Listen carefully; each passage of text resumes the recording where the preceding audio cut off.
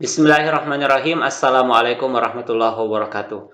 Program Literasi Sirah Nabawiyah, ringkasan sejarah Nabi Muhammad SAW. Di video kali ini kita sudah masuk di bagian yang ke-9. Di video sebelumnya, kita sudah membaca tahun duka cita Nabi SAW dan kaum muslimin secara umum. Di video kali ini kita akan langsung membaca kisah Rasulullah SAW pergi ke Taif untuk berdakwah dan mengajak penduduk Taif untuk masuk ke dalam Islam. Langsung saja kita masuk di halaman 29. Baik, ini ke Taif. Jadi yang lalu kita sudah membaca tahun duka cita peristiwa kematian paman Rasulullah Abu Thalib dan istri beliau yang sangat beliau cintai Khadijah radhiyallahu anha. Sekarang langsung kita masuk pergi ke Taif. Kaum Quraisy terus-menerus menganiaya, menguasai dan menyakiti kaum muslimin. Dan Rasulullah SAW telah putus asa untuk memperbaiki urusan kaum Quraisy.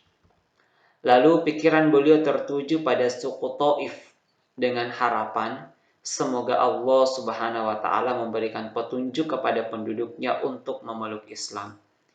Dan perjalanan ke Taif ini sebenarnya tidaklah mudah, mengingat sulitnya jalan yang disebabkan gunung-gunung tinggi yang mengelilinginya. Jadi kota Taif itu dikelilingi oleh gunung-gunung. Akan tetapi setiap kesulitan itu menjadi mudah bila berada di jalan Allah Subhanahu wa taala. Jadi ini luar biasa, bagaimanapun kesulitannya kalau kita di jalan Allah Subhanahu wa taala akan ada saja kemudahan insyaallah. Naifnya penduduk Taif justru menolak beliau dengan penolakan yang lebih buruk. Masya Allah, ujian Rasulullah ketika masuk ke Taif ini justru semakin berat. Nabi berharap beliau akan mudah untuk mengajak penduduk Taif. Ternyata lebih buruk dari yang dibayangkan. Mereka menyuruh anak-anak kecil mereka melempari beliau dengan batu, sehingga kedua tumit beliau berdarah. Masya Allah.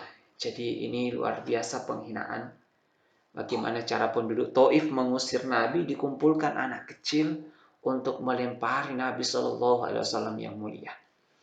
Bisa kita bayangkan kalau kita datang ke suatu tempat untuk mengajak kebaikan, tapi anak kecil yang kita hadapi. Luar biasa. Akhirnya beliau kembali melalui jalan semula menuju Mekah dalam keadaan sedih dan dalam keadaan susah. Ini salah satu ujian yang berat bagi Rasulullah SAW. Sampai beliau berdarah, dilempari batu oleh anak-anak kecil yang dikumpulkan oleh penduduk Taif. Lalu Jibril bersama malaikat gunung menghampirinya. Jibril memanggil beliau dan berkata, sesungguhnya Allah telah mengutus kepadamu malaikat gunung, malaikat Jabal untuk kamu suruh sesuai keinginanmu. Setelah itu malaikat gunung berkata, ya Muhammad, wahai Muhammad, jika kamu mau, aku akan meruntuhkan kedua benda keras ini. Maksudnya dua gunung yang mengelilingi Mekah di atas mereka. Tapi coba kita lihat Nabi SAW menjawab jawaban yang penuh dengan kasih sayang. Justru saya mengharapkan agar Allah mengeluarkan dari keturunan mereka orang yang mau menyembah Allah yang Maha Esa, yang tidak ada sekutu baginya. Masya Allah. Jadi jika mereka tidak bisa mendapatkan hidayah, Nabi SAW tidak putus asa dengan keturunan mereka yang beliau harapkan kelak menyembah dan taat kepada Allah Subhanahu wa taala. Inilah kasih sayang dan kelembutan Rasulullah. Di antara beberapa debat yang dilancarkan kaum musyrikin terhadap Rasulullah SAW adalah mereka menuntut beberapa mukjizat tertentu darinya dengan tujuan menundukkan beliau. Dan hal ini terjadi berulang kali. Pernah suatu kali mereka meminta agar beliau dapat membelah bulan menjadi dua. Lalu beliau memohon kepada Allah untuk kemudian memperlihatkan bulan yang terbelah dua kepada mereka. Kaum Quraisy menyaksikan mukjizat ini untuk waktu yang lama, tapi mereka tetap saja tidak beriman. Na'udzubillah. Bahkan mereka mengatakan Muhammad telah bermain sihir di hadapan kami. Jadi coba lihat, mukjizat itu telah mereka lihat tapi masih membangkang. Lalu seseorang berkata, kalaupun toh Muhammad mampu menyihir kalian, namun ia tidak akan mampu menyihir semua orang. Oleh karena itu mari kita tunggu orang-orang yang sedang bepergian. Tak lama kemudian, orang-orang yang bepergian itu datang dan kaum Quraisy menanyai mereka. Lalu mereka pun menjawab, benar kami telah melihatnya. Namun demikian, kaum Quraisy tetap saja pada kekafiran mereka. Peristiwa terbelahnya bulan ini seakan-akan sebagai pembuka bagi sesuatu yang lebih besar darinya, yaitu peristiwa Isra Mi'raj.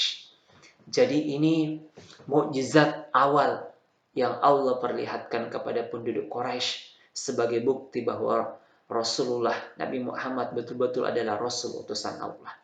Insya Allah di literasi berikutnya kita akan membaca tentang Isra Mi'raj Nabi Shallallahu Alaihi Wasallam sebagai salah satu mukjizat yang Allah Subhanahu Wa Taala berikan kepada Nabi kita yang mulia Nabi Muhammad Shallallahu Alaihi Wasallam. Demikian, semoga bermanfaat dan kita bisa mengambil pelajaran dari kisah ini. Sampai ketemu di video berikutnya. Wassalamualaikum warahmatullahi wabarakatuh.